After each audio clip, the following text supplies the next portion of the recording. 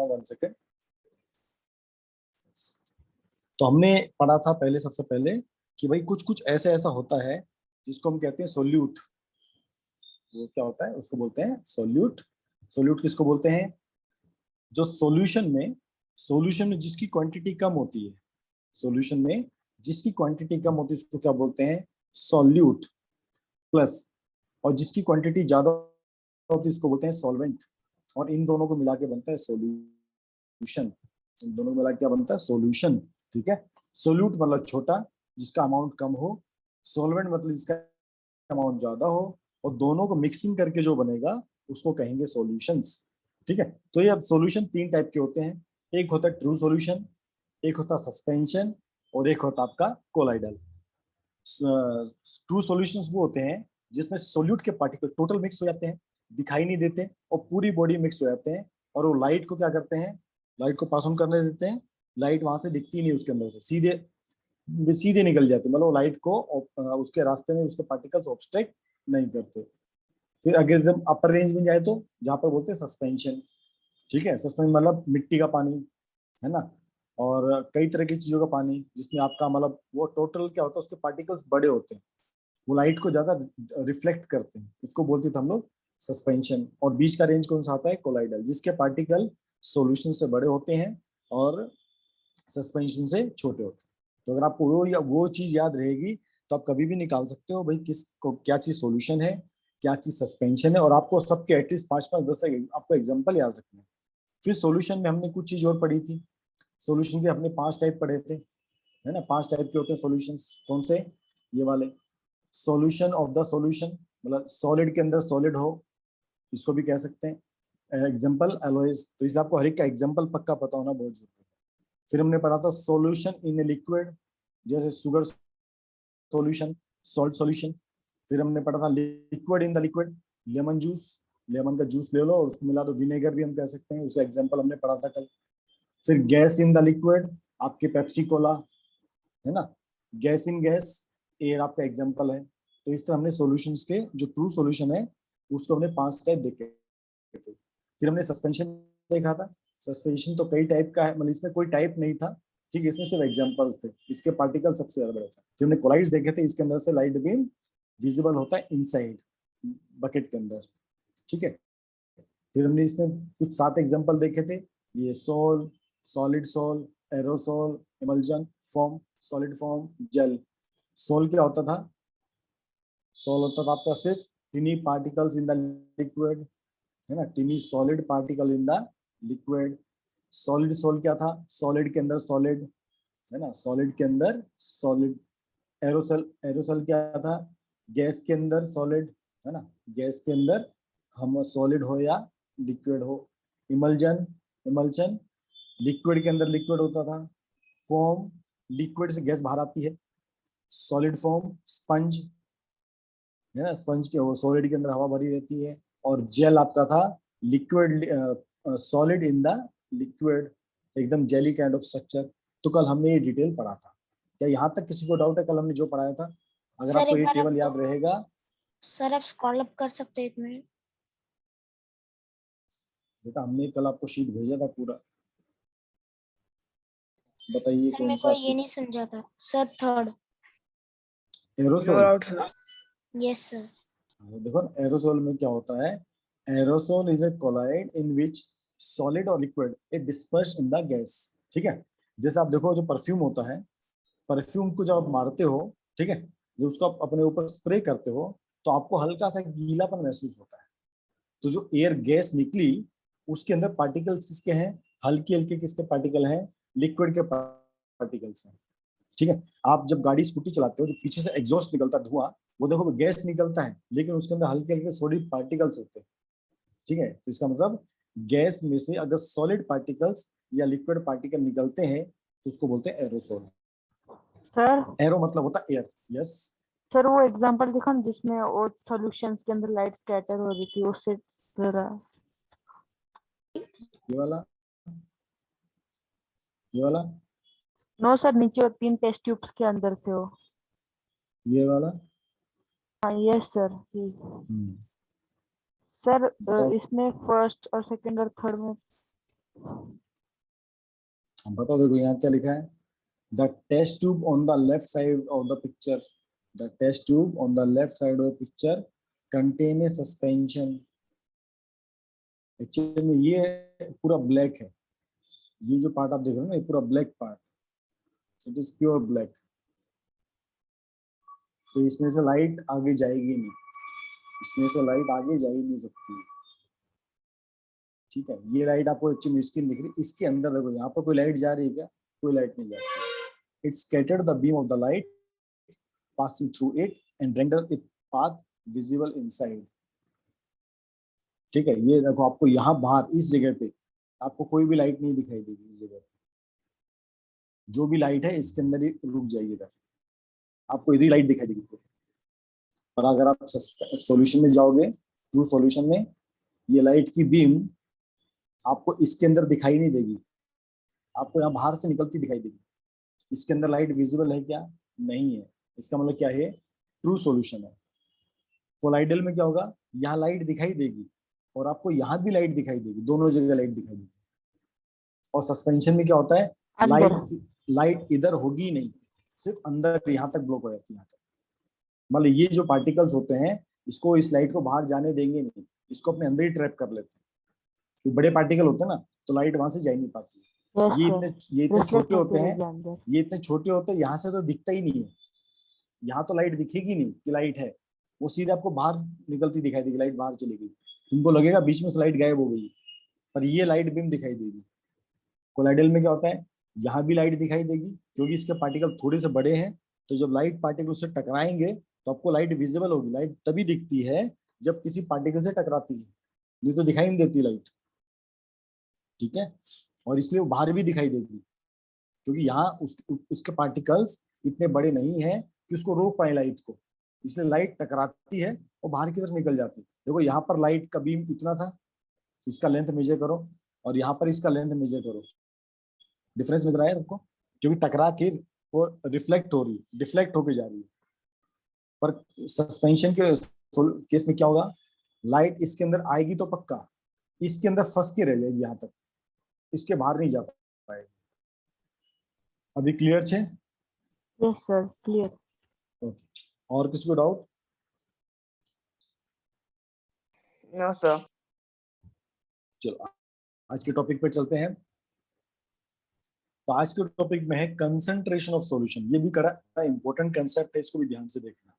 ठीक है, हमने कल में चीज देखी थी, सॉल्यूट सॉल्वेंट में मिक्स किया जाता है। जैसे समझो ये सॉल्ट है और ये आपका वाटर है, और दोनों को मिक्स करके बनेगा आपका सॉल्ट सॉल्यूशन। यहाँ तक तो सबको क्लियर है?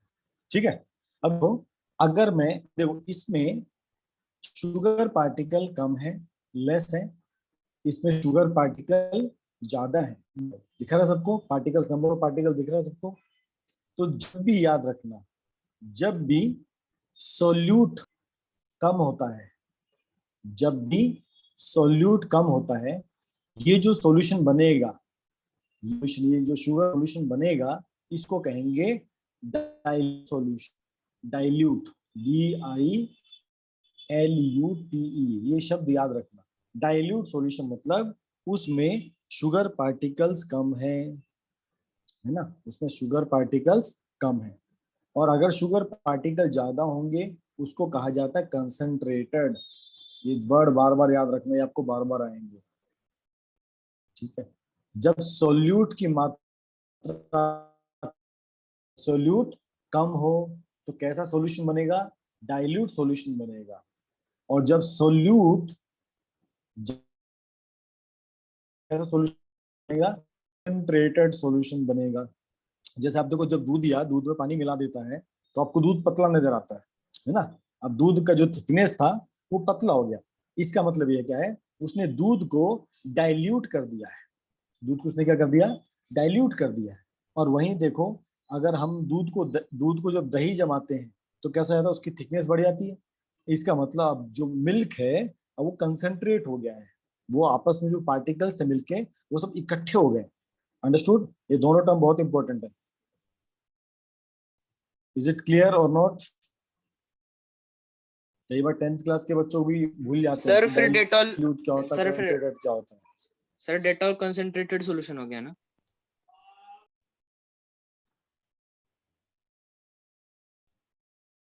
डेटोल कंसंट्रेटेड, आपको जो समझाना पहले वो समझो। मैंने आपको दो चीज बताई, एक मैंने आपको बताया डाइल्यूट, डेटोल का यहाँ कोई काम नहीं है, और दूसरा है कंसंट्रेटेड। कंसंट्रेटेड जैसे मेरे पास 100 ml पानी है, और यहाँ पर मेरे पास 100 ml पानी है, मैंने इसमें 10 ग्राम शुगर मिलाया, सॉल्ट मिलाया, और यहाँ पर मैंने 100 ग्राम सॉल्ट मिलाया। अब दोनों को मैं कंपेयर करता हूँ, इसको और इसको कंपेयर करता हूँ, ये एक तरह से कंपैरिजन है। अगर मैं दोनों को कंपेयर करता हूँ तो जिसमें सॉल्यूट कम है, जिसमें क्या कम है, जिसमें सॉल्यूट कम है उसको हम कहेंगे डाइल्यूट, और जिसमें सॉल्यूट ज्यादा है उसको हम कहेंगे कंसंट्रेटेड। सॉल्वेंट में जो आप डालोगे, जो अमाउंट, अगर वहां पर सॉल्ट का अमाउंट, जो भी चीज आप मिक्स करोगे, जो भी आप सोल्यूट ऐड करोगे, अगर उसका अमाउंट कम है, ये एक्चुअली कंपैरिजन हो रहा है भाई। अगर इसमें और इसमें बात करूं, इसका कलर कैसा है, लाइट लाइट पर्पल है, इसका कलर कैसा है, डार्क पर्पल है, दोनों दोनों है पर्पल, है ना, दोनों कैसे हैं, पर्पल है, पर ये कौन सा पर्पल है, लाइट पर्पल है, ये कौन सा पर्पल है, डार्क पर्पल है। इसका मतलब ये डाइल्यूट सॉल्यूशन है, और इसका मतलब ये कंसंट्रेटेड सॉल्यूशन है। अभी क्लियर? डाइल्यूट मतलब लेस कॉन्सेंट्रेटेड। यस, डाइल्यूट मतलब लेस कॉन्सेंट्रेटेड। प्लीज प्रेस 1 अगर सबको क्लियर है तो। डाइल्यूट मतलब जिसमें ज्यादा सॉल्यूट रहता है वो ना? यार अभी भी बताया ना, कैसे बालक हो तू। डाइल्यूट मतलब जिसमें कम होता है, कम कम कम कम, जिसमें कम होता है क्या, सॉल्यूट। और यस सर सर मतलब यस एग्जांपल यस के लिए बोलेगा ना, दूध सप्लाई करते हैं बिल्डिंग वगैरह में तो पानी डालते हैं, तो वो डाइल्यूशन ही हुआ ना वो? यस, वो डाइल्यूशन हुआ। recording in और जब मम्मी उस दूध को गर्म करती है, गर्म करती है और गर्म करती है, उसके अंदर से पानी उड़ता जाता है, उड़ता जाता है, उड़ता जाता है, बाद में वो थिक मलाई रबड़ी बन जाती है तो मिल्क। अब जब आप उस मिल्क को गर्म करते जाओगे, हल्की आंच पे गर्म करते जाओगे, आप देखना उसमें से वाटर वेपर्स उड़ते जाएंगे, उड़ते जाएंगे, उड़ते जाएंगे, और लास्ट में एकदम थिक मिल्क आपको मिलेगा, उसको हम रबड़ी कहते हैं। तो इसका मतलब rabri is example of concentrated milk, और जो दूध वाला पानी मिला के दूध देके जाता है वो मतलब है डाइल्यूट मिल्क। अभी clear? Yes sir, thank you. जहां पर जूस पैकेट पे लिखा है it is written not concentrated, मतलब उसमें उन्होंने, जैसे आप कभी मार्केट से अगर मैंगो जूस का पैकेट लेते हो, मैंगो जूस का आपने पैकेट लिया, उसको लेस कंसंट्रेटेड, इसका मतलब है वो जो उसने आपको जो जूस दिया है उसमें मैंगो का कंटेंट कम है, उसमें मैंगो का कंटेंट कम है, इसका मतलब ये होता है। अगर उस पर लिखा है नॉट ज्यादा कंसंट्रेटेड। ठीक है, चलो डेफिनेशंस पढ़ लेते हैं। सबको लॉजिक समझ में, ये सब चीजें बहुत जरूरी हैं, ये 10th क्लास में भी नहीं, कई बच्चों को भूल जाते हैं, इसलिए तुमको धीरे धीरे समझा रहा हूँ चीजें, ये चीजें समझनी बहुत जरूरी है। डाइल्यूट मतलब कम, कंसंट्रेट, कंसंट्रेट वर्ड देखो कंसंट्रेट वर्ड आता है ना, कि भाई कंसंट्रेट करो पढ़ाई पे, इसका मतलब एक ही जगह बैठो, एक ही जगह कुछ इकट्ठा होके करो, मतलब कंसंट्रेट मतलब इकट्ठा होना, है ना, आसपास इकट्ठा होना। ठीक है, इसका मतलब ये। तो देखो अभी क्या क्या लिखा है हमारी डेफिनेशन में, a solution can have small amount of solute और it can have large amount of solute dissolve in it when small amount of solute having, इसको कहते हैं लो कंसंट्रेशन, या इसको कहा जाता है डाइल्यूट सॉल्यूशन। आप इसको लो कंसंट्रेशन भी कह सकते हो, और इसी को कहा जाता है डाइल्यूट कंसंट्रेशन। अगर सोल्यूट का अमाउंट ज्यादा हो, इसको कहते हैं हाइयर कंसंट्रेशन, इसको कहते हैं हाइयर कंसंट्रेशन, या इसको कहते हैं कंसंट्रेटेड सॉल्यूशंस। दोनों चीज सेम है, इस दोनों में कोई अलग नहीं है। तो कंसंट्रेशन ऑफ सॉल्यूशन का मतलब क्या होता है? It is the amount of solute present in the given quantity of solution. भाई आपके पास जो सॉल्यूशन है, ठीक है, उसमें कितना उसने दूसरी चीज ऐड की है, उसमें क्या सोल्यूट ऐड किया है, उसको कहते हैं कंसंट्रेशन ऑफ सॉल्यूशन। जैसे मैं बोलूं 10% of salt is added in solution, इसका मतलब ये है अगर मेरे पास 100 ग्राम का सॉल्यूशन हो, अगर मेरे पास 100 ग्राम का सॉल्यूशन हो, उसमें से 10 ग्राम सॉल्ट होगा और 90 ग्राम वाटर होगा। इसका मतलब ये होता है, अगर आपको लिखा है 10% ऑफ सॉल्ट सॉल्यूशन, इसका मतलब ये होता है कि 100 ग्राम तो टोटल सॉल्यूशन है, पानी जो है वो मतलब जो टोटल सॉल्यूशन है वो 100 ग्राम का है, उसमें से 10 ग्राम सॉल्ट है और 90 ग्राम आपका वाटर है। ठीक है, अब ये कंसंट्रेशन दो तरह से रिप्रेजेंट करते हैं। ठीक है, तो इस मेथड से लिखा है, इसमें लिखा ना ऊपर 10%, तो जो कंसंट्रेशन बताया जाता है वो परसेंटेज से बताया जाता है। ठीक है, अब वैरायटी होती है। ठीक है, एक वैरायटी होती है जब उसको मास से रिप्रेजेंट करते हैं, एक वैरायटी उसको वॉल्यूम से रिप्रेजेंट करते हैं। अच्छा बता, मास कहाँ पर यूज होता है, वॉल्यूम कहाँ पर यूज होता है, तू बता सकता है? समझ आए?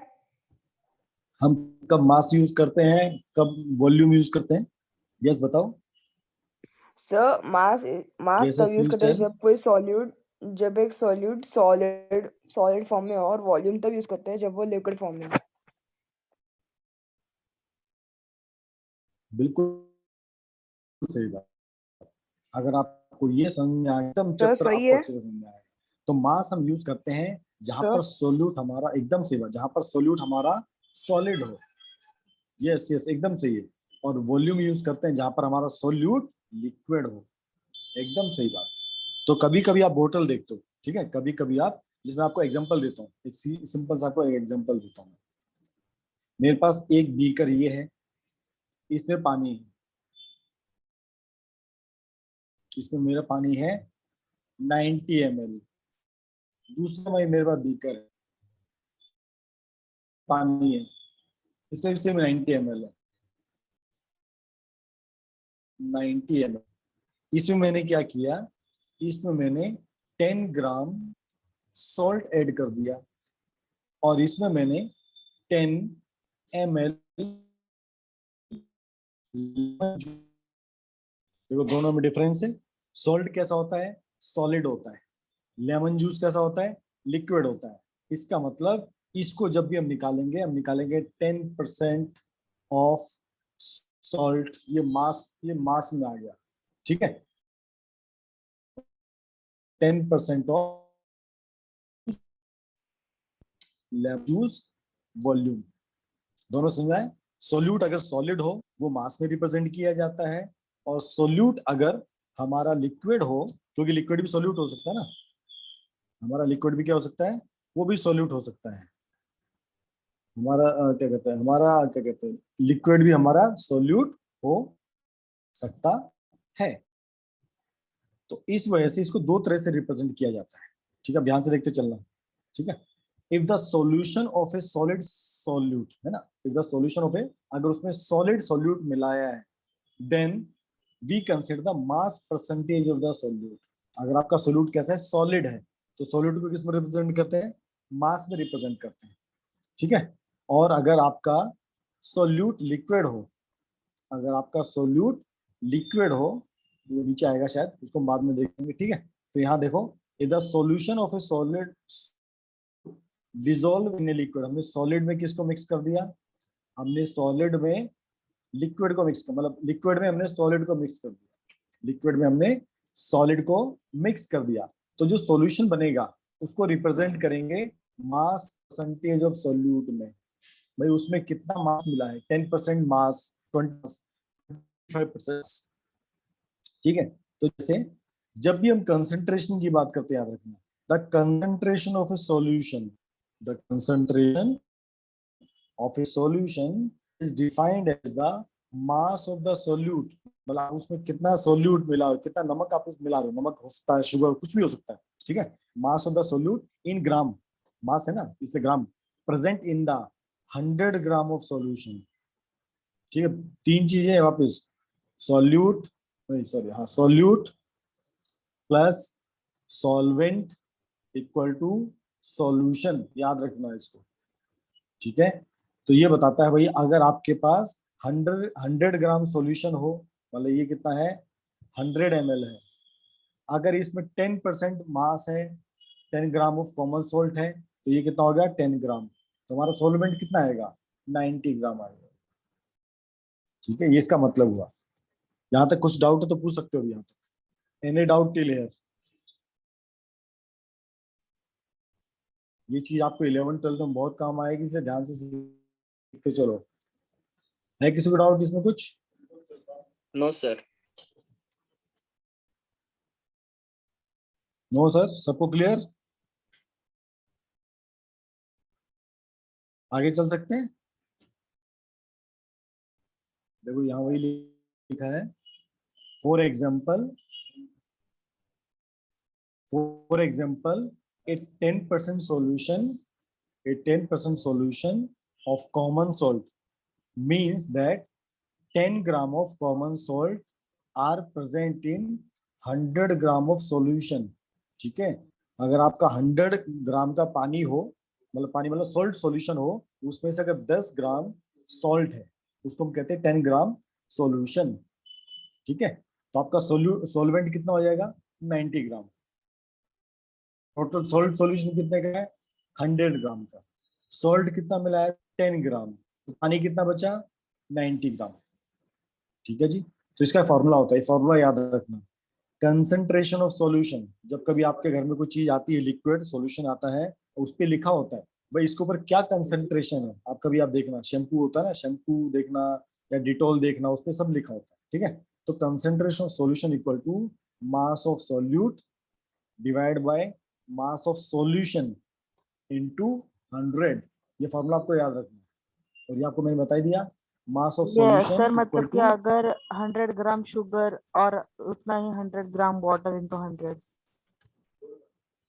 वापस बताओ, 100 ग्राम ऑफ, सर जैसे अगर 100 ग्राम ऑफ शुगर है और 200 ग्राम्स ऑफ वाटर, चलिए 200 मिलीलीटर। आपकी आवाज कट रही है बच्चा, आपकी आवाज बार बार कट रही है, सर मैं आपकी आवाज समझ नहीं पा रहा हूँ। सर आ रही है अभी? हाँ सर, वाटर यस को इस यस, फॉर्मूले में क्या लेंगे? अभी आ रही है आवाज। हाँ सर, वाटर को इस फॉर्मूले में क्या लेंगे, मिलीलीटर या फिर ग्राम?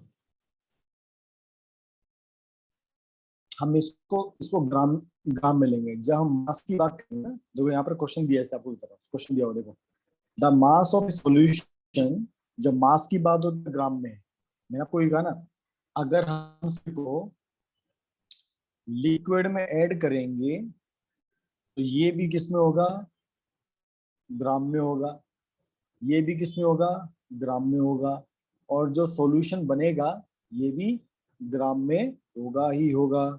अंडरस्टूड? Yes sir. ठीक है, समझा? अगर हमारा अगर हमारा सॉल्यूट सॉलिड है तो ग्राम होगा, तो लिक्विड भी आप ग्राम में मेजरमेंट करोगे। ठीक है, तो ये फॉर्मूला आप याद रखना, कंसंट्रेशन ऑफ सॉल्यूशन, किसी चीज का अगर कंसंट्रेशन निकालना है, यस यस, ये आपको फॉर्मूला, ये आपको क्वेश्चन आते हैं करने के लिए, सबको बता रहा हूँ। ठीक है, तो कंसंट्रेशन, अगर आपको किसी चीज का कंसंट्रेशन निकालना है, आपको मैं बताऊंगा, आपकी जो है ना बोतल्स वगैरह पे जो लिखा होता है उसमें आप समझोगे, आपको बताऊंगा कैसे होता है। ठीक है, concentration solution equal to mass of solute upon mass of solution equal to 100। ठीक है, अभी देखो, we can obtain the mass of solution by adding mass of solute plus mass of solvent. ठीक है, आप सॉल्यूट में सॉल्वेंट ऐड कर दोगे तो क्या बन जाएगा, सॉल्यूशन बन जाएगा। ठीक है, तो जैसे मास ऑफ सॉल्यूट कितना है 10 ग्राम, मास ऑफ सॉल्वेंट कितना है 90 ग्राम, तो मास ऑफ सॉल्यूशन कैसे निकालेंगे, mass of solute plus mass of solvent. ये फॉर्मूला भी आप लोग नोट कर लेना, mass of solution equal to mass of solute plus solvent. नाम एक जैसे हैं, सॉल्यूट सॉल्वेंट सॉल्यूशन, इसलिए कंफ्यूज नहीं होने का। ठीक है, यस, तो आपके पास जो आता है, जो आपको पैकेट ऊपर होता कीजिए है, ना तो एक बार इस पे लिखा फॉर्मूला होता तो है, थोड़ी देर लिख लीजिए सर। सर थोड़ा ऊपर की ना फॉर्मूला लिखना पड़ेगा। ठीक है, तो देखो now putting these value, mass of solute और मास ऑफ सॉल्यूशन, तो कंसंट्रेशन कैसे निकलेगा?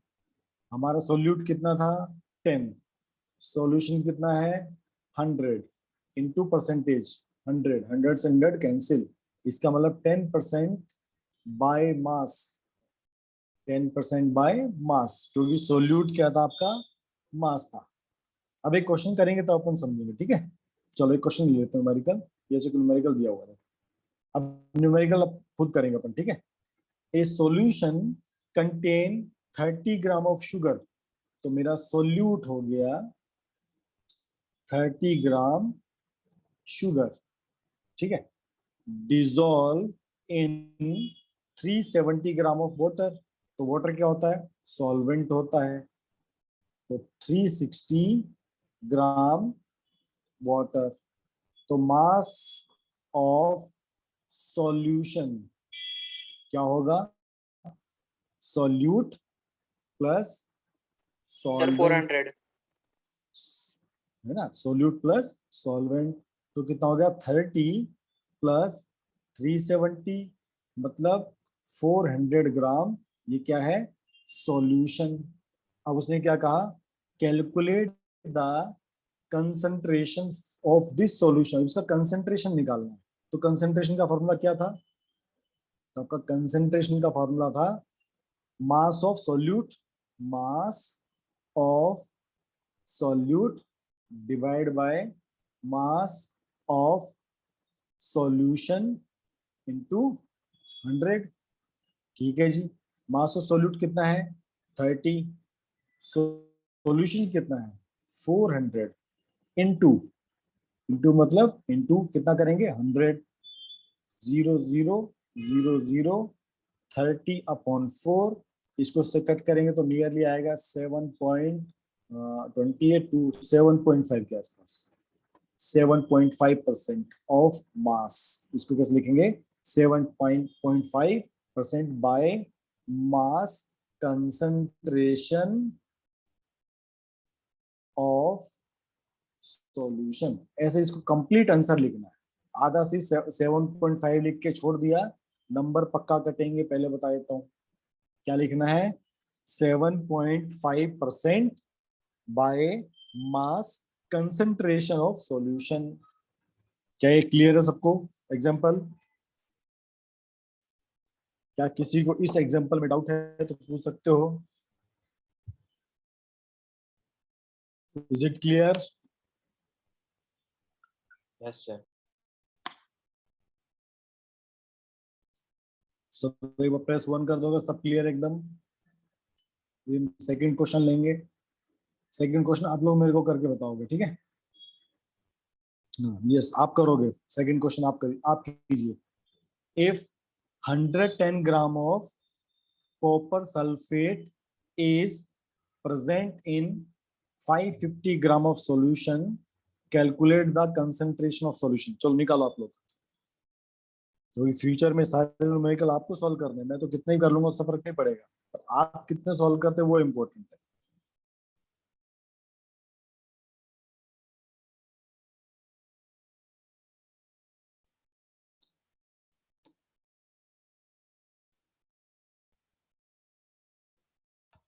सर यस, सर हमको उसका मास निकालना है और फिर बाद में परसेंटेज भी निकालना है ना?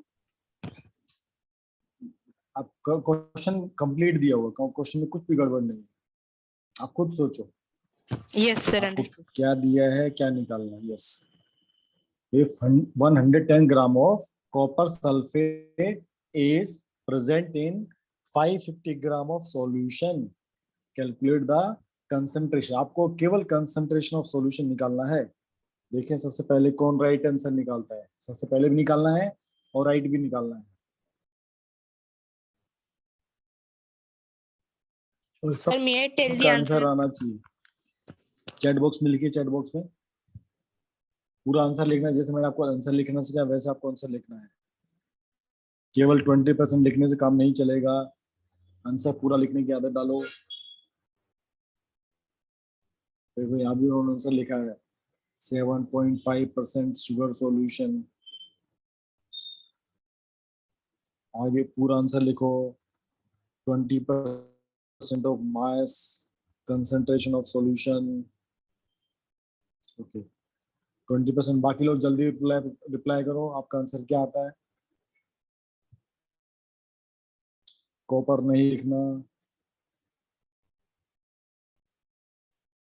20% मास कंसंट्रेशन। 20% मास कंसंट्रेशन। मास वर्ड लिखना बहुत जरूरी है। मास होगा तो समझ में आ जाएगा इसमें क्या मिला है, सॉलिड सॉल्यूट मिला है, याद रखना। अगर वहां पर लिखा होगा वॉल्यूम कंसंट्रेशन, इसका मतलब उसमें कुछ लिक्विड मिलाया गया है, इसलिए आपको बता रहा बार बार में। अगर वहां पर कोई सॉलिड चीज मिलाई है तो वहां पर मास लिखा होगा कि मास कंसंट्रेशन, और वॉल्यूम कंसंट्रेशन लिखा है, इसका मतलब पानी में कोई लिक्विड मिला है। जैसे जैसे पानी है, उसमें आप थोड़ा गुलाब जल डाल दो तो पूरा पानी क्या बन जाता है, गुलाब जल बन जाता है। पर पूरा पानी गुलाब जल तो नहीं होता ना, वो थोड़ा सा कंसंट्रेटेड था। जैसे आप बाहर से पैकेट वाले जो जूस लाते हो आप, ये तो आप बोलते हो ना, अपन जैसे फ्रूटी पीते हैं, फ्रूटी, अगर वो 100 ml का फ्रूटी होता है, आपको क्या लगता है 100 ml का पल्प होता है? नहीं, उसमें मैंगो पल्प 100% थोड़ी होता है। मुश्किल से 10 या 20% उसमें मैंगो पल्प होता है, बाकी तो पानी होता है सिर्फ। उसी को घुमा घुमा के हम उसको जूस बनाए थे। तो आप कभी उस पैकेट के ऊपर देखना, वहां पर आपको लिखा रहेगा 20% मास कंसेंट्रेशन ऑफ सॉल्यूशन।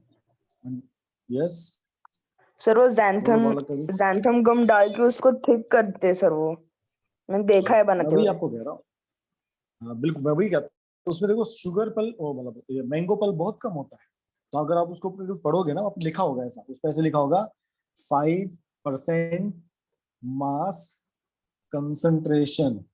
इसका मतलब वो अगर 100 ml का बोतल है, उसमें केवल मैंगो पल 5% है, बाकी 90% तो पानी है। Got it? चलो गुड।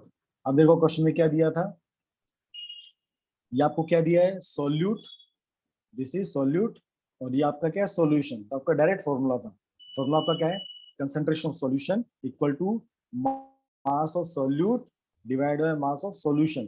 ठीक है, अगर आपको सॉल्वेंट दिया होता है तो हम सॉल्यूशन निकालते हैं। यहाँ पर आपको डायरेक्ट सॉल्यूशन दिया था, तो मतलब 110 डिवाइड बाय 550 इंटू 100, 001155520, तो 20% मास कंसंट्रेशन ऑफ, इसको आप कॉपर लिख सकते हो, या कंसंट्रेशन ऑफ सॉल्यूशन लिख दो, कॉपर सल्फेट सॉल्यूशन। देखो यहाँ पर वही लिखना है, the concentration of this sugar sulphate solution is 20%, और 20% कॉपर सल्फेट सॉल्यूशन। अब ये कॉपर सल्फेट होता है, ये क्या होता है, सॉलिड होता है। क्या होता है, सॉलिड होता है। Everyone clear? Everyone clear? Yes, sir. चलो गुड। अब अगला एग्जांपल लेते हैं सर लिक्विड और वाला। एक न्यूमेरिकल दो ना। बेटा इसमें न्यूमेरिकल्स और भी हैं, पहले अभी आगे पढ़ते हैं थोड़ा, ठीक है। आपको इस बुकलेट में न्यूमेरिकल्स काफी है। सर बात चलो न्यूमेरिकल के नहीं, सब लोग रेस के पीछे है। इसके पीछे। रेस सर कौन फर्स्ट आएगा देखना चाहते हैं। अच्छा ठीक है, नहीं क्वेश्चन आपको दे दूंगा, मुझे होमवर्क दूंगा ना आपको, फिर आपको क्वेश्चन दे दूंगा, ठीक है ना। चलो, in case of liquid solute, अगर हम अब लिक्विड मिला दे तो मास की जगह, ठीक है, सेम चीज रहता है, फॉर्मूला सेम रहता है, कुछ चेंज नहीं होता। जहां पर मास लिखा था वहां पर क्या आया था, वॉल्यूम आया था, इतना ही डिफरेंस है। देखो अभी एक क्वेश्चन और आएगा, सेम चीज, ठीक है। जब मास की जगह क्या लिख दे, वॉल्यूम, इसका मतलब समझ जाना, पानी के अंदर कोई लिक्विड मिलाया है। मास में क्या किया था, पानी के अंदर सॉलिड मिलाया था, अब पानी के अंदर क्या मिला है, लिक्विड मिला है। जैसे वॉल्यूम ऑफ सोल्यूट, अल्कोहल अगर डाला 20 ml और वॉल्यूम ऑफ सॉल्वेंट 80 ml, तो सॉल्यूशन कितना बन गया, 100 ml का सॉल्यूशन बन जाता है। ठीक है, अब एक क्वेश्चन सेम चीज है, इसको वापस रिपीट करने की जरूरत नहीं है। चलो फर्स्ट क्वेश्चन कीजिए, सेम क्वेश्चन। क्वेश्चन कीजिए वाला, देखिए कौन फर्स्ट करता है।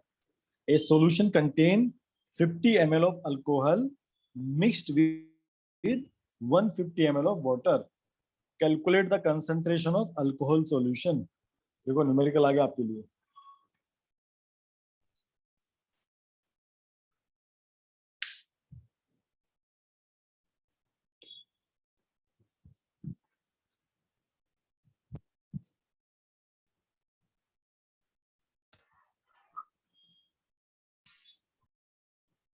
आंसर आपको चैट बॉक्स में लिखना है।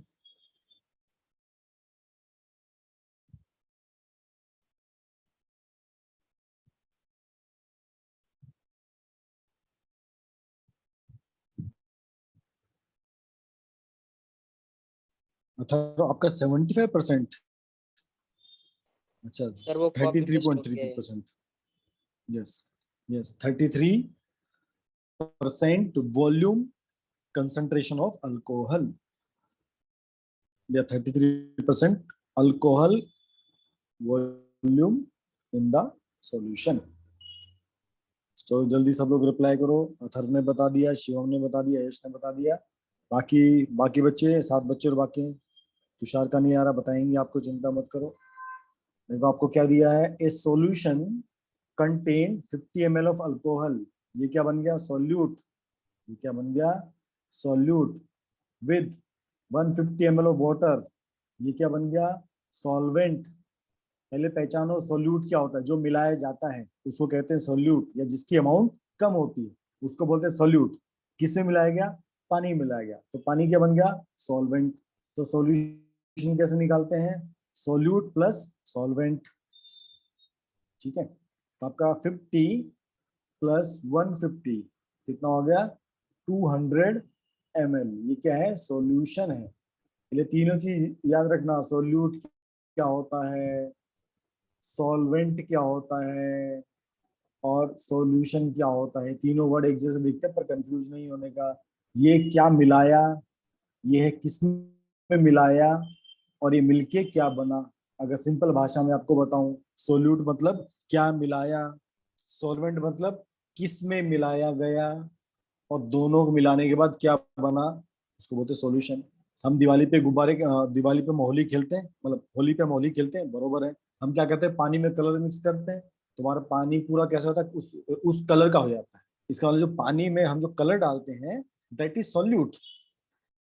पानी में डाला उसको मतलब बोलते हैं सॉल्वेंट। उसको जो रंग बिरंगा पानी बन गया उसको बोलेंगे सॉल्यूशन। तो कंसेंट्रेट ऑफ सॉल्यूशन कैसे निकालेंगे, वॉल्यूम ऑफ सॉल्यूट। तो वॉल्यूम ऑफ सॉल्यूट कितना है, 50। वॉल्यूम ऑफ सॉल्यूशन कितना आ गया मेरा, 200। तो 200 इंटू 100, इसको कट किया इससे,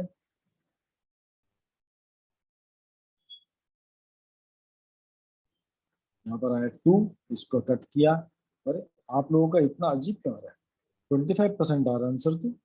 सर मेरा बाद में 25% ही आया था। तो ये सबने 33% क्यों लिखा है, सबने कॉपी पेस्ट करके लिखा गया एक दूसरे का। नो सर, जब क्या बोला कि 50/150 किया तो फिर वैसा ही आया। सर तो 50 पे 200 50/150 करना था क्यों ना। किया आपने, हाँ ये पानी है ना, वाटर है, वाटर सॉल्यूशन थोड़ी होता है, वाटर तो सॉल्वेंट होता है। हाँ तुम्हारा तो सबसे अलग है, क्योंकि तुमने किया ही अलग है ना माय डियर तुषार, ठीक है ना। वही इसलिए इसलिए तीनों चीजें पहचानने, सॉल्यूट क्या होता है, जो मिलाया जाता है। सॉल्वेंट क्या होता है, जिसमें मिलाते हैं। और सॉल्यूशन मतलब दोनों को मिलके जो बनता है। जैसे आप 2 भाई हो घर पे, है ना, एक आपका छोटा भाई एक बड़ा भाई, ठीक है। तो क्या, हाँ कॉपी पेस्ट नहीं करने का, इसलिए बता रहा हूँ, ठीक है। जो छोटे भाई ने कोई गलती की, और पिटाई दोनों को होती है कई बार, होती है, मेरी तो होती थी बचपन में। तो छोटे भाई ने छोटी गलती की, मतलब सोल्यूट वाला काम किया हो। आप कौन थे, सॉल्वेंट थे। दोनों के बीच में झगड़ा हो गया, छोटे भाई ने कोई छोटी सी चीज ले ली, और आपको लगा चीज मुझे मिलनी चाहिए, दोनों में खींचातानी चालू हो गई, और आपकी आई आती है, दोनों को कुटाई करके जाती है। इसको बोलते हैं कुटैया करना। इसका मतलब सोल्यूशन हो गया नो दोनों का। सर, मम्मी बड़े भाई को ही सोल्यूशन मारती है। निकल गया ना अभी। किसी के पापा पिटाई करते, किसी की माँ पिटाई करते हैं, और पिटाई होनी बहुत जरूरी है। चलो चलो सेकंड वाला करो, सर पापा से डेंजर सेकंड मम्मी एग्जाम्पल। मारती है। अरे किसी का पापा वैसे डेंजर वैसे नहीं होते, हाँ गलत काम करें तो डेंजर तो हर कोई होता है, पर अच्छा होता है। माँ बाप हमारी पिटाई करते हैं, एक्चुअली अच्छी बात होती है। जो बच्चा अपने माँ बाप से पिटाई खाता है ना, वो उनका बहुत लाडला होता है, क्योंकि जो अपना होता है ना, वही तुमको डांटेगा। कभी देखो बाहर का आदमी तुमको आके नहीं बताएगा पढ़ लो, मेहनत कर लो। वो तुम्हारे अपने हैं, वो तुमसे बहुत प्यार करते हैं, वो तुम्हारा अच्छा फ्यूचर देखना चाहते हैं, इसलिए तुमको डांटते भी हैं और इसलिए पीटते भी हैं। तो दोनों चीजें जरूरी होती है। अगर पेरेंट्स यही काम नहीं करेंगे तो बाहर वाले और हमारे घर वालों में अंतर क्या होगा, सोचो। बाहर का व्यक्ति आके हमको कोई बोलेगा, अच्छी नसीहत कभी नहीं देता है। बाहर का व्यक्ति बाहर का ही होता है। तो उनका हक बनता है इसलिए वो डांटते हैं, उनका हक बनता है इसलिए वो पिटाई करते हैं।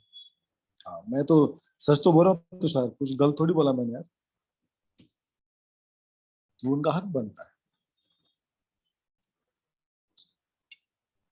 और हमें कोशिश क्या करनी चाहिए, हमें गलत काम नहीं करनी चाहिए ताकि हमारी पिटाई ना हो। चलो न्यूमेरिकल कीजिए सेकंड वाला।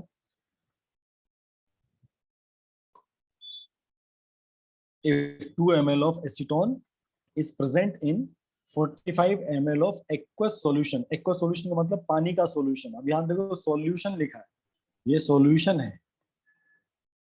एक्वस सॉल्यूशन का मतलब क्या होता है, मतलब जो चीज पानी में मिलके बनाई गई हो उसको बोलते हैं aqueous solution. Find the concentration. चलो जल्दी बताओ फटाफट, ये तो बहुत इजी है। ये आपका क्या है, सॉल्यूट।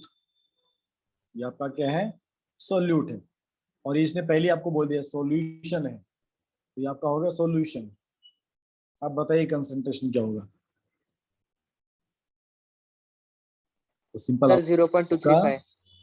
2/45 इंटू 100, 2 इंटू 2/45, मतलब ऊपर आ गया आपका सॉल्यूट, नीचे आपका आ गया सॉल्यूशन, और इंटू में 100। एकदम सिंपल सिंपल फॉर्म, मैथ से भी इजी इजी है। तो सर इसका आंसर 0.235। कितना आया देखो, चेक करो फिर से। Yes sir right answer 0.235 is same. 4. ये देखो यहाँ पर क्या है, 4.4 सर लेकिन परसेंटेज। सर 45 + 2 नहीं करना था इस बार। वो करेंगे, वो कब करते हैं, जब यहाँ पर सिर्फ वाटर दिया होता था। यहाँ ओके वाटर सर, दिया है क्या सिर्फ, सर समझा यहाँ सर। तो देखो सॉल्यूशन दिया है, यही तो। अरे ऐसी बार बार गड़बड़ करोगे तो कैसे चलेगा भाई और बहनों। हाँ सर 4.4 आ रहा है, मिस्टेक हो गई थी।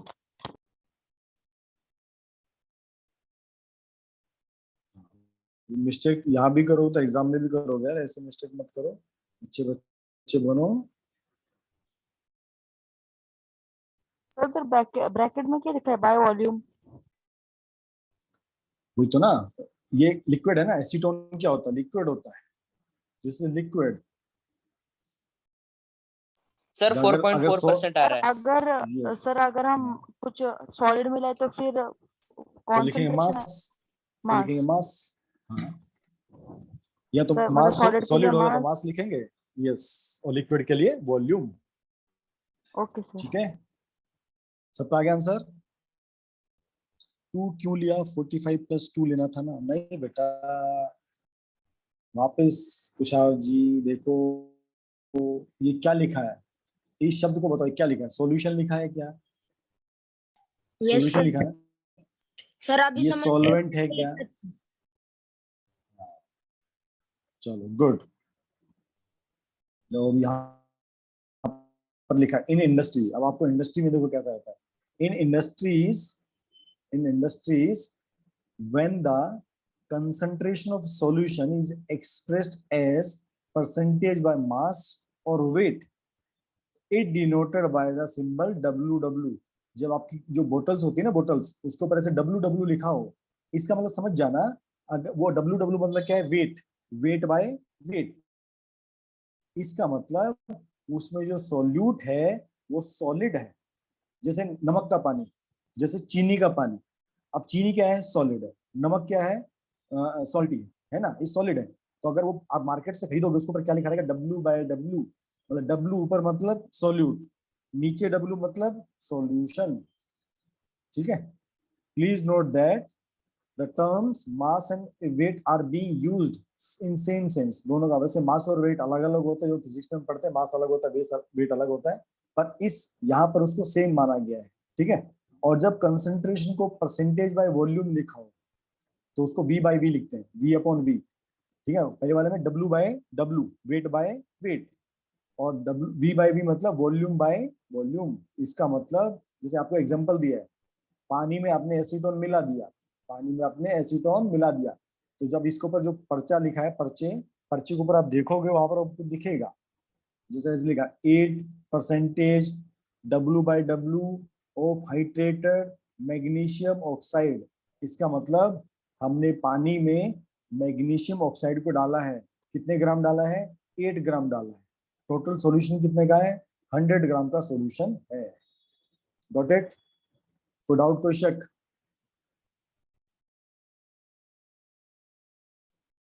ये देखो एक वर्ड है milk of magnesia, milk of magnesia, ठीक है? मिल्क ऑफ मैग्नीशिया को क्या बोलते हैं? Hydrated magnesium oxide, hydrated magnesium oxide. क्या ये अंडरस्टूड है सबको? Yes sir. प्रेस 1 अगर सबको क्लियर है तो, सब प्रेस 1 करो अगर एकदम क्लियर है सबको। तो यहाँ पर हमारा एक टॉपिक खत्म होता है जिसको हमने कहा था कंसंट्रेशन ऑफ द सॉल्यूशन। इसके न्यूमेरिकल्स बहुत इंपॉर्टेंट होते हैं, सीनियर क्लासेस में, 10th में भी कई बार काम आता है, 11th 12th में भी आपको काम आएगा। तो हमने चैप्टर में भी क्या पढ़ा? डाइल्यूट सॉल्यूशन और कंसंट्रेटेड सॉल्यूशन। डाइल्यूट का मतलब जिसमें सोल्यूट पार्टिकल कम होते हैं उसको बोलते हैं डाइल्यूट सॉल्यूशन, और जिसमें सोल्यूट पार्टिकल ज्यादा होते हैं उसको बोलते हैं कंसंट्रेटेड सॉल्यूशन। हमने दो चीज पढ़ा, सोल्यूट सॉलिड होता है उसको बोलते सर हैं मास न्यूमेरिकल्स इजी है इसके। कंसंट्रेशन, और सोल्यूट जब लिक्विड होता है उसको बोलते हैं वॉल्यूम कंसंट्रेशन। चलो अगले टॉपिक पे चलते हैं अभी, ठीक है? अगले टॉपिक का नाम है सैचुरेटेड एंड अनसैचुरेटेड सॉल्यूशन, ठीक है? अब इसका मतलब क्या होता है? सैचुरेटेड का मतलब किसको पता है? सैचुरेटेड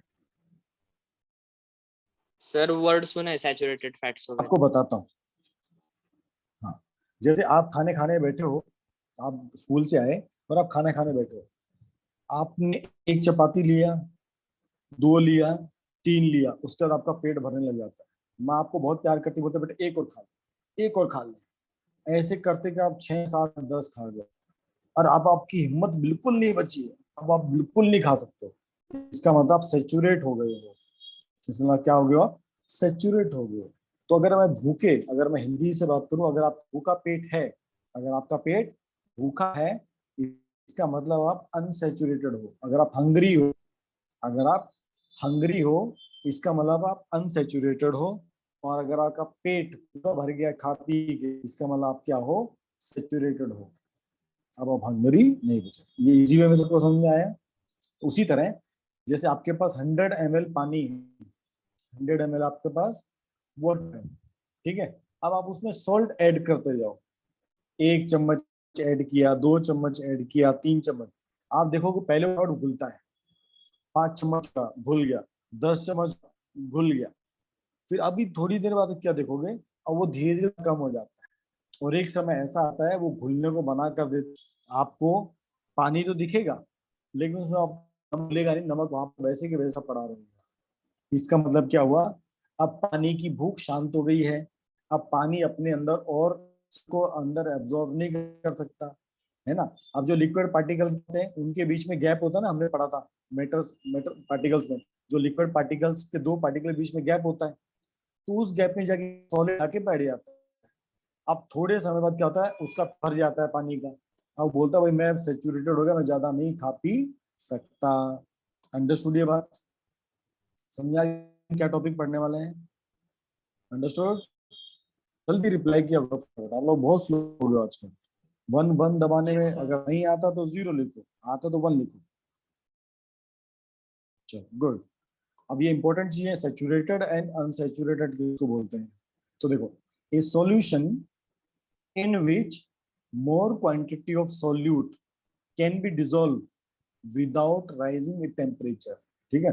आपको टेम्परेचर राइज नहीं करना, आप में मिलाते जाइए, मिला, अगर उसमें और भी मिलता है, मिलते जाता है, मिलते जाता है, मिलते जाता है, इसका मतलब इस टाइप के सॉल्यूशन को क्या कहते हैं? अनसैचुरेटेड, मतलब उसको भूख अभी खत्म नहीं हुई है, उसमें आप ऐड कर सकते हो। कब तक? उसका टेम्परेचर राइज नहीं करना, ठीक है? टेम्परेचर बढ़ाओगे उसकी भूख और बढ़ जाएगी, याद रखना, ठीक है?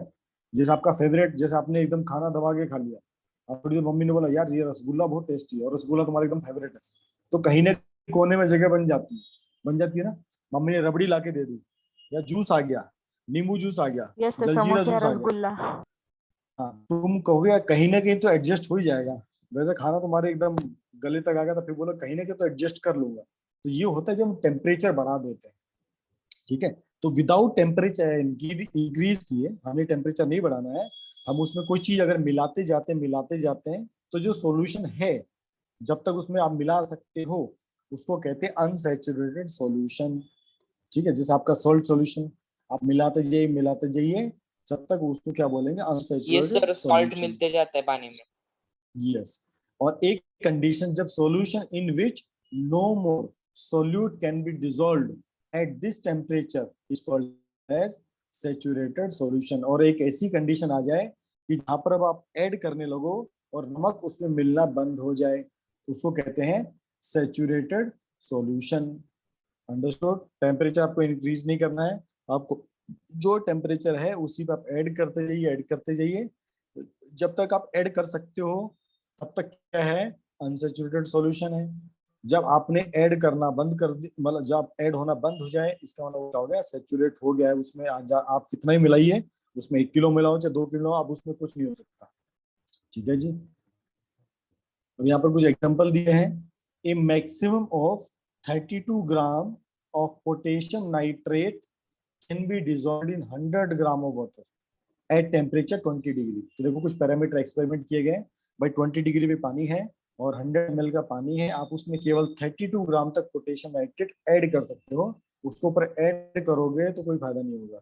ठीक है, जैसे देखो ये एकदम कलरलेस पानी था, आपने क्या किया, इसमें कॉपर सल्फेट मिलाना स्टार्ट किया, क्या हुआ? ये पहले एकदम कलरलेस था, ये लाइट ब्लू हुआ, थोड़ा डार्क ब्लू और डार्क ब्लू, फिर ब्लू हो गया। अब आप इसमें कितना भी कॉपर सल्फेट सॉल्यूशन मिलाते जाओ, ये उससे ज्यादा ब्लू नहीं होगा। एक बार ये मैक्सिमम ब्लू अगर पहुंच गया, फिर उसके ऊपर आगे ब्लू नहीं होगा, इसका मतलब वो सैचुरेट हो चुका है। ऐसी ए मैक्सिमम ऑफ 36 ग्राम, देखो नमक का भी दिया है, सॉलिड क्लोराइड को क्या बोलते हैं, कॉमन सॉल्ट। ठीक है, अगर 20 ग्राम पे पानी हो, 20 डिग्री सेंटीग्रेड पे अगर आपका पानी हो, उसमें आप केवल 36 ग्राम नमक ऐड कर सकते हो उस टेम्परेचर पे। अगर टेम्परेचर बढ़ जाएगा तो क्या होगा, और कम हो जाएगा तो क्या होगा, हम आगे देखते हैं। क्या यहाँ तक सबको क्लियर है? Is it clear to everybody? Yes sir. चलो गुड। अभी देखो इंपॉर्टेंट इफेक्ट, हीट और कूलिंग दोनों चीज बताइए। आपको मैंने हीट का तो बताया था, अगर आप हीट करते जाओगे तो क्या होगा, उसका कैपेसिटी बढ़ जाता है। क्यों बढ़ जाता है? जब हम पानी को गर्म करते हैं, तो गर्म होने से क्या होता है, पानी के वाटर के पार्टिकल्स को एनर्जी मिलती है। जब एनर्जी मिलती है तो दो पार्टिकल्स के बीच में गैप बढ़ जाता है ना, दो पार्टिकल के बीच में गैप बढ़ जाता है। जब गैप बढ़ जाता है तो उसके अंदर और भी सॉलिड आके मिल सकता है। ठीक है, जो ठंडा पानी होता है उसके पार्टिकल थोड़े पास पास में होते हैं, क्योंकि जब हीट करना स्टार्ट करते हो तो क्या स्टीम बन जाता है ना। स्टीम का मतलब उसके पार्टिकल दूर दूर जाने लग जाते हैं। हमको स्टीम नहीं बनाना, हमको क्या करना है, उसको सिर्फ गर्म करना है। जैसे आप गर्म करते हो तो क्या होता है, उसके पानी के पार्टिकल्स के बीच में थोड़ा एक्स्ट्रा स्पेस क्रिएट हो जाता है। ये पार्टिकल एक दूसरे से दूर हो जाते हैं, उबलने लग जाता है पानी, देखो उबलने लग जाता है, खोलने लग जाता है। आप क्या कर सकते हो, आप उसमें और भी नमक ऐड कर सकते हो। तो हीटिंग से क्या होता है, if a saturated okay, अगर if a saturated solution at a particular temperature is heated to a higher temperature, अगर हम उसका टेम्परेचर बढ़ा दिया, then it become unsaturated again, ये फिर से क्या बन जाएगा, unsaturated बन जाएगा। इसका मतलब आप उसमें फिर से कुछ और भी ऐड कर सकते हो। ठीक है, आप जैसे जैसे टेम्परेचर बढ़ाते जाओगे उसमें आप ऐड करते जाओ, और ज्यादा मत गर्म कर देना, नहीं तो पानी पूरा भाप बन के उड़ जाएगा, नीचे से नमक रह जाएगा। ठीक है, तो जब भी आप हीटिंग देते हो तो क्या होता है, आप उसमें और भी ऐड कर सकते हो। इसका मतलब जब हीट होता है तो आपका सैचुरेटेड किस में कन्वर्ट हो गया, अनसैचुरेटेड सॉल्यूशन में कन्वर्ट हो गया। जो पहले सैचुरेटेड था अब क्या बन गया, वो अनसैचुरेटेड बन गया है। कि अब कूलिंग करेंगे तो क्या होगा, ये भी देख लो। If a saturated solution available at particular temperature is cooled at lower temperature, then some of the dissolved solute will be separate out in the form of solid crystal। मतलब ये होता है, देखो ठीक है, पानी दिख रहा है आपको, ये सब नहीं दिख रहा आपको, यहाँ पर देखो नीचे कुछ नमक दिखाई दे रहा है, आपको कुछ नहीं दिखाई दे रहा। ठीक है, मान लीजिए इसका टेम्परेचर कितना था, 40 डिग्री, इसका टेम्परेचर कितना था, 40 डिग्री। आपने क्या किया, इसको फ्रिज में रख दिया, इसको किस में रख दिया, फ्रिज में रख दिया, और आपका टेम्परेचर कितना हो गया, 10 डिग्री। तो जब इसको आप घर पे ट्राई करके देख लेना, अगर आपको मम्मी आपकी आई आपको परमिशन देती है, ठीक है। तो आप अगर आपका पानी गर्म है, आपने उसमें नमक ऐड कर दिया, आप उसको क्या करना, फ्रिज में रख देना। फ्रिज में रखना तो इसका टेम्परेचर कम हो जाएगा पानी का, तो नीचे क्या होगा, आपका सॉल्ट इकट्ठा हो जाएगा।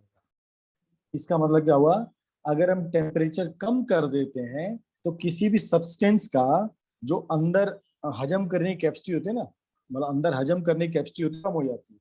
जैसे आपको भूख जब ज्यादा लगी हो आप ज्यादा खाते हो, और अगर आपको भूख कम लगी हो तो आप कम खाते हो। सिंपल सी लॉजिक है ना, भूख कम होगी तो कम खाओगे, और भूख ज्यादा होगी तो ज्यादा खाओगे। तो जब आपका टेम्परेचर ज्यादा होता है तो आप ज्यादा सोल्यूट ऐड कर सकते हो। जब आपका टेम्परेचर कम होगा तो वो जो आपने सोल्यूट ऑलरेडी घोला था वो किस फॉर्म में आ जाएगा, वो नीचे डिपॉजिट्स बन जाएंगे। अंडरस्टूड? कोई डाउट, कोई शक?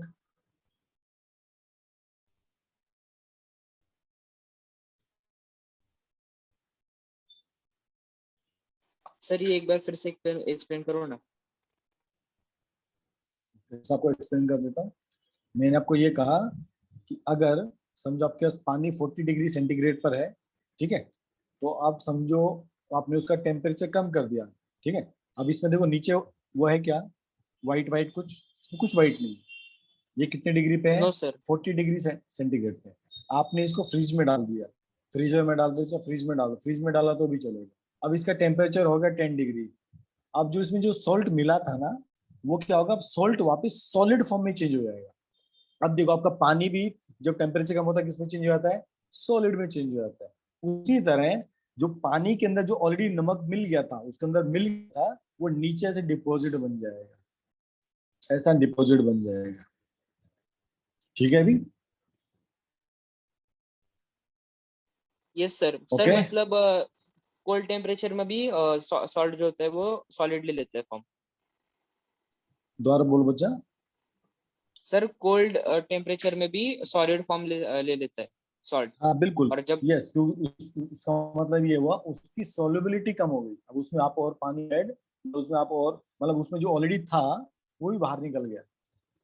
जैसे पानी यस ठंडा सर। ठंडा हो गया क्या बन जाता है, बर्फ बन जाता है। इसी तरह जैसे उसका टेम्परेचर कम होगा, टेम्परेचर कम होने का मतलब क्या हुआ, लॉजिकली सोचो ना। जब हमने टेम्परेचर बढ़ाया था तो क्या हुआ था, पार्टिकल्स के बीच में स्पेस बढ़ गया था, वहां पर आप ज्यादा सॉल्ट ऐड कर पाते थे।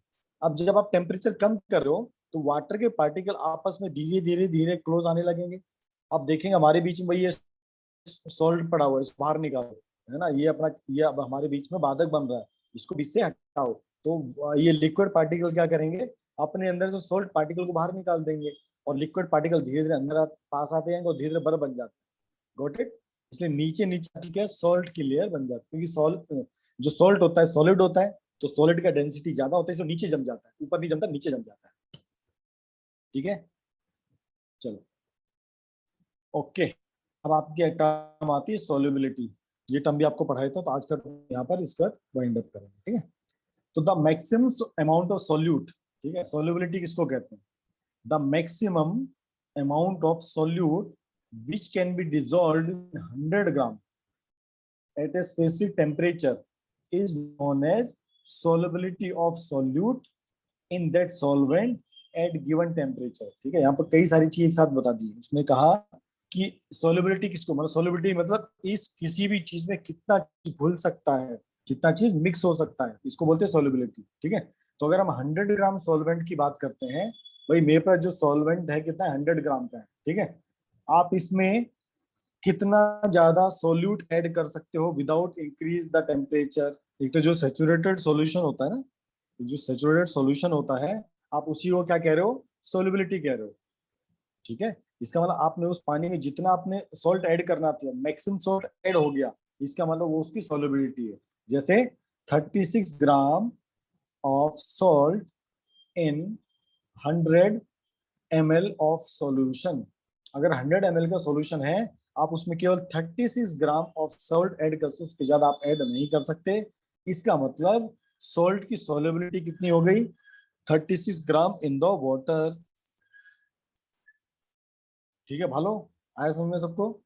तो the maximum amount of A solute which can be dissolve, मतलब कितना ज्यादा सॉल्यूट आप ऐड कर सकते हो, डिजोल्व कर सकते हो, किसमें, 100 gram of water eight A given temperature. देखो हर चीज लिखना है आपको, क्या क्या लिखना है इसमें, देखो 4 चीज इसमें लिखी, क्या क्या लिखे, मैक्सिमम अमाउंट ऑफ सॉल्यूट, ये शब्द आप जब डेफिनेशन लिखोगे पक्का लिखना है, the maximum amount of solute, एक तो चीज ये आएगा। दूसरा डिजोल्व, मैक्सिमम चीज डिजोल्व हो गई है, मैक्सिमम डिजोल्यूशन हो गया। किसमें? 100 ग्राम ऑफ वाटर में। किस टेम्परेचर पे? एट ए गिवन टेम्परेचर। आपने टेम्परेचर इंक्रीज कर दिया तो क्या होगा? उसकी सोलेबिलिटी बढ़ जाएगी। आपने टेम्परेचर कम कर दिया, उसकी सोलेबिलिटी कम हो जाएगी। क्या मेरी बात क्लियर है सबको? जैसे 32 gram of potassium nitrite can be dissolve in 100 gram of water eight 20 degree centigrade.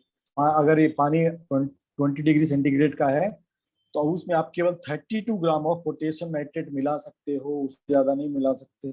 100 ग्राम का पानी है, उसमें 32 ग्राम पोटेशियम नाइट्रेट ही मिल सकता है, उससे ज्यादा नहीं मिलेगा। और उसमें शुगर मतलब सॉल्ट कितना ऐड हो सकता है?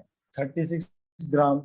अगर आपका 100 ग्राम पानी है, याद रखना उसमें केवल आप 36 ग्राम ऑफ पानी मिला सकते हो। नमक उसके ऊपर मिलाओगे, उसमें नमक पड़ा रहेगा, उसके अंदर घुलेगा नहीं। It will not dissolve at any condition. Heat नहीं बढ़ानी है, हीट सेम रखनी है। Got it? तो डेफिनेशंस आपको क्लियर होनी जरूरी है। अब एक न्यूमेरिकल कर लेते छोटा सा, ठीक है? ये मैं करा देता हूँ ताकि आपको समझने में आसानी रहेगा। तो देखो क्वेश्चन में क्या दिया है, 12 ग्राम ऑफ पोटेशियम सल्फेट। इसका मतलब हमारा क्या है? सॉल्यूट। हमारा क्या है? सॉल्यूट है। It dissolve in 75 gram of water. ये हमारा सॉल्वेंट हो गया। इसमें का 75 ग्राम पानी है, उसमें आपने 12 ग्राम पोटेशियम सल्फेट आपने उसमें ऐड किया 60 डिग्री पे। तो बताइए उसकी सोलिबिलिटी क्या है? तो हमेशा याद रखना, जब भी आप सोलिबिलिटी निकालो उस टाइम पानी कितना होना चाहिए? 100 ग्राम होना चाहिए।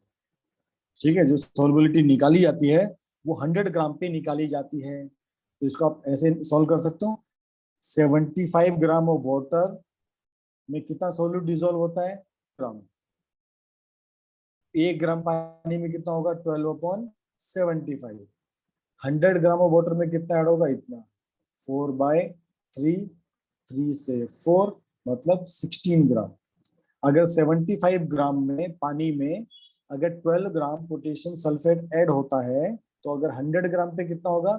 16 ग्राम। तो जब भी याद रखना, सोलिबिलिटी जब भी निकालते हैं हम 100 ग्राम पे ही निकालते हैं, उसके नीचे नहीं निकालते। क्या ये पॉइंट सबको क्लियर है? Yes sir. Is it clear to everybody? Sir इसका फॉर्मूला भी सेम रहता है?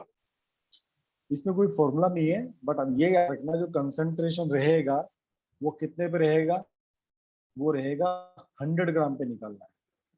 अगर पानी आपको 50 ग्राम दे दे, आपको 60 ग्राम दे दे, उसको 100 में कन्वर्ट करना है। यूनिटी मेथड सबने पढ़ा ना, unity method. Yes sir. Got it? Everybody clear? चले? Yes sir. Yes sir. चलो अब आज का last topic, effect of the temperature and pressure. अभी हमने ऊपर टेम्परेचर का इफेक्ट पढ़ा था ना, किसके ऊपर? सॉल्यूशन के ऊपर, कंसंट्रेटेड सॉल्यूशन के ऊपर, मतलब सैचुरेटेड सॉल्यूशन के ऊपर। ऐसी इसका इफेक्ट टेम्परेचर सोल्युबिलिटी के ऊपर क्या इफेक्ट पड़ता है, मतलब किसी चीज में कौन सी चीज ज्यादा घुल सकती है, कम घुल सकती है, तो टेम्परेचर से क्या फर्क पड़ेगा और प्रेशर से क्या फर्क पड़ेगा, याद रखना। ठीक है, फर्स्ट पॉइंट देखो, the solubility of solid in liquid. इसके मतलब लिक्विड में आपने क्या मिलाया? सॉलिड मिलाया।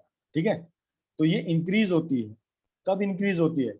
जब हम उसका टेम्परेचर बढ़ा देते हैं। ये भी हमने पढ़ा, अगर हम किसी जो सॉल्यूशन है अगर उसका टेम्परेचर इंक्रीज कर दें तो वो क्या होगा? उसका सोल्युबिलिटी इंक्रीज होएगा, मतलब उसमें आप और भी चीज ऐड कर सकते हो। And decrease on decreasing the temperature. जब अगर आप उसका टेम्परेचर कम कर दोगे, एक मिनट रुको चलो,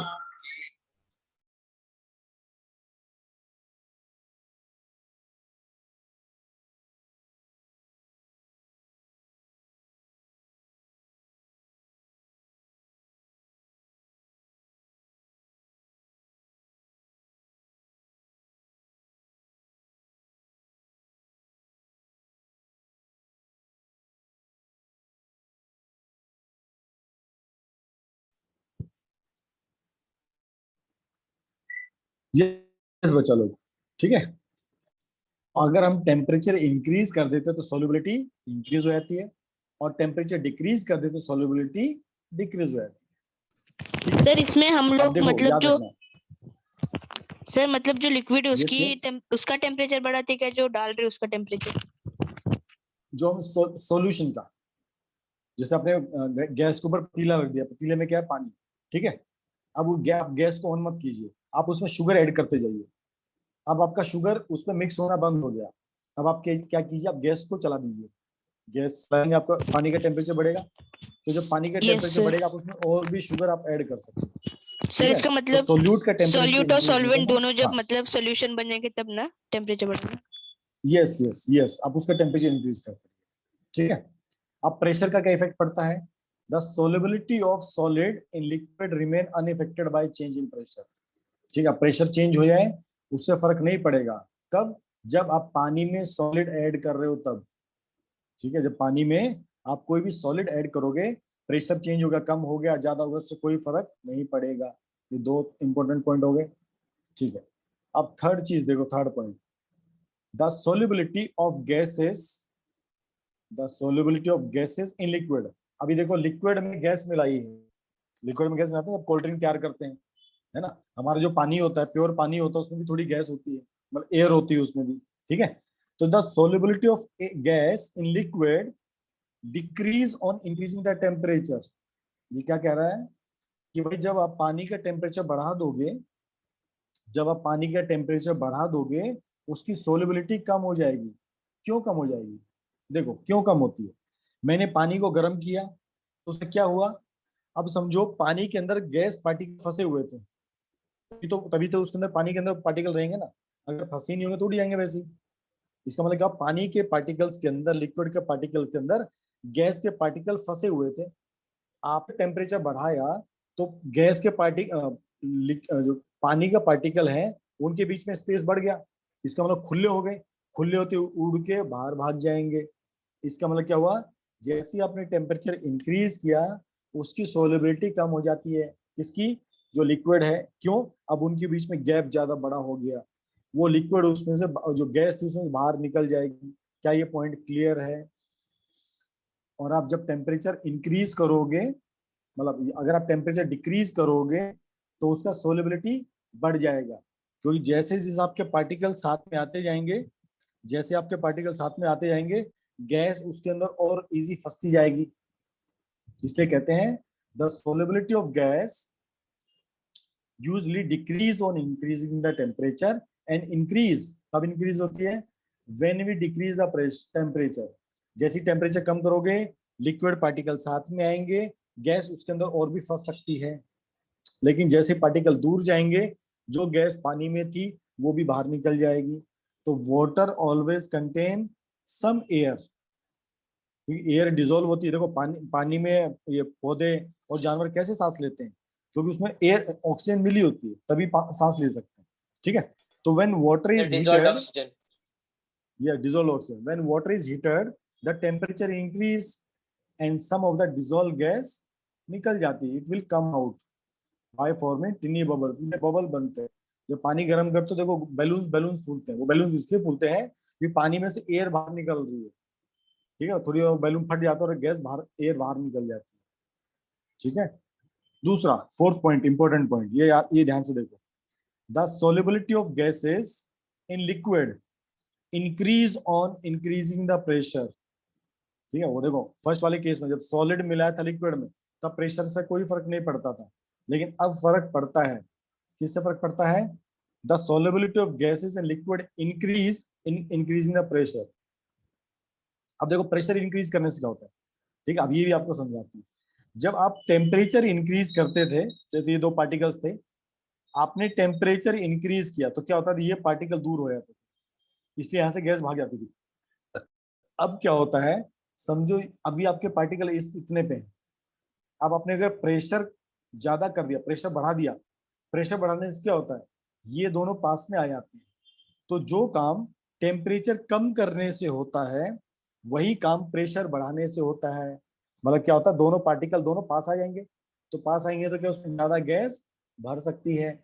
और आपने टेम्परेचर कम कर दिया, आपने टेम्परेचर कम कर दिया, तो ये दोनों पार्टिकल जो थे, एक दूर चला गया, ये भी दूर चला गया, तो क्या होगा? सोलिबिलिटी कम हो जाएगी।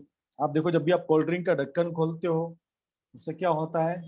जब तक वो ढक्कन लगा होता है उसका प्रेशर हाई होता है, जब तक उसका ढक्कन बंद होता है उसका प्रेशर हाई रहता है। लेकिन जैसे ही आप ढक्कन खोल देते हो उसका प्रेशर कम हो जाता है। तो जैसे ही प्रेशर कम होता है उसमें से जो गैस होती है वो धीरे धीरे एटमोस्फेयर में चली जाती है। इसलिए देखो, आप जब कभी कोल्ड ड्रिंक, वैसे कोल्ड ड्रिंक पीनी नहीं चाहिए, अगर आप पीते हो तो भी, जब पीते हो तो क्या होता है, आप थोड़े समय बाद उसकी गैस निकल जाती है, उसका टेस्ट चला जाता है। अंडरस्टूड? तो the solubility of gases in liquid increase on increasing the pressure and decrease on decreasing the pressure। क्या ये सबको क्लियर? चारों पॉइंट ये अच्छी तरह समझ लेना, समझने वाली चीज, रट्टा मारने वाली चीज नहीं है, समझने वाली चीज है भाई। Yes, sir. टेम्परेचर कम करेंगे तो क्या होता है, बढ़ाते हैं तो क्या होता है, प्रेशर चेंज करते हैं तो क्या होता है, और प्रेशर बढ़ाते हैं तो क्या होता है। चलो अभी आपके लिए एक क्वेश्चन है यहाँ पर।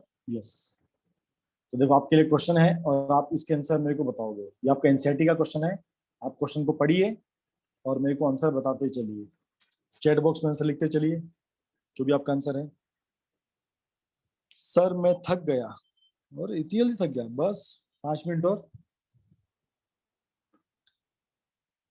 लास्ट क्वेश्चन है, फिर छुट्टी आपकी आज।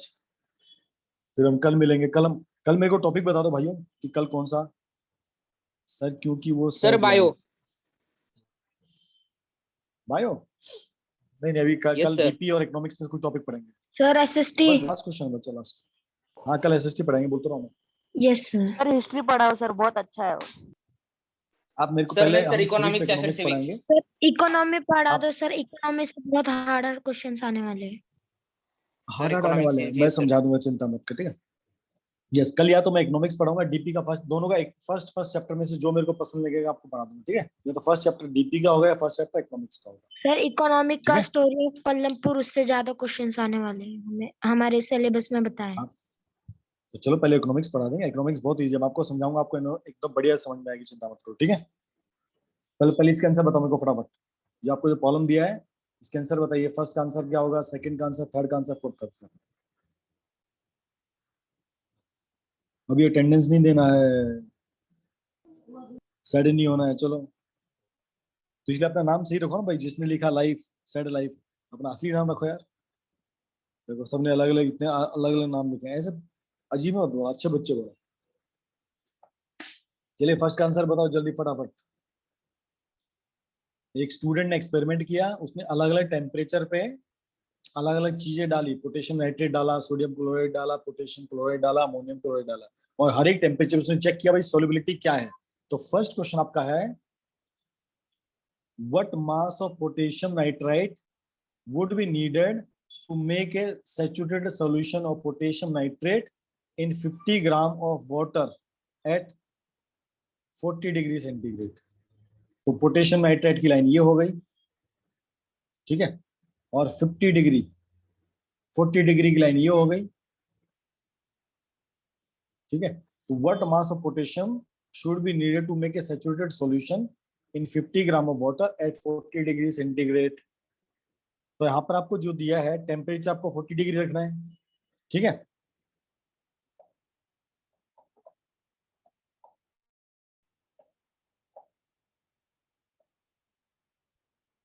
$50 का पानी है, पानी हमको कितना चाहिए, 100 ग्राम। पानी सर हमको बीच कितना में आपकी चाहिए, आवाज कट 100 गई थी। ग्राम। यस सर, बीच में आपकी आवाज Yes, कट yes. गई थी। हाँ, Yes, वो बोला sir. आपको फर्स्ट क्वेश्चन बताना है, what mass of potassium nitrate would be needed to make a saturated solution of potassium nitrate in 50 gram of water at this much temperature। अगर पानी 50 ग्राम होगा तो आपको कितना लगेगा। देखो ये जो आपको डाटा दिया ना, ये डाटा, ये जो डाटा, ये डाटा है 100 ग्राम का। मतलब अगर 100 ग्राम का वाटर है उसमें 62 ग्राम क्या ऐड होता है, पोटेशियम नाइट्रेट। तो बताइए अगर 50 ग्राम का पानी होगा तो उसमें कितना आप पोटेशियम नाइट्रेट ऐड कर सकते हैं, 32। 31। 62 का हाफ। देखो पानी यहाँ पर कितना था, 100 ग्राम, यहाँ पर पानी कितना हो गया, 50 ग्राम, हाफ हो गया। तो अगर पानी भी हाफ हो गया तो सोल्युबिलिटी भी क्या हो जाएगी, हाफ हो जाएगी। भाई आप 100 ग्राम में कितना ऐड करते हो, 62 ग्राम ऐड करते हो। अगर पानी केवल 50 ग्राम होगा तो क्या हो जाएगा, हाफ। तो राइट आंसर इज 31 ग्राम। ग्राम। सबको क्लियर? 31 ग्राम। यस ठीक है, सर। ये सब जो डाटा दिया है ये आपको 100 ग्राम ऑफ वाटर पे दिया है। चलिए second question, what would be observe if a saturated solution of potassium. तो ये काम करता हूँ, ये क्वेश्चन आपको मैं होमवर्क देता हूँ, आप लोग थक भी गए मैं देख रहा हूँ। ये क्वेश्चन आपके एनसीईआरटी बुक में है, आप ये क्वेश्चन को खोजना, ठीक है। और आपको मैं कुछ क्वेश्चन और भेजूंगा ग्रुप पे, ये न्यूमेरिकल वाले कंसंट्रेटेड वाले। हाँ पार्थ थक गया है, बस पार्थ क्लास खत्म हो गया बच्चा। देखा छोटे बच्चों के कई बार पेरेंट्स बोलते हैं सर ज्यादा पढ़ा दीजिए, ज्यादा पढ़ा दीजिए, 1.5 घंटा क्लास लीजिए।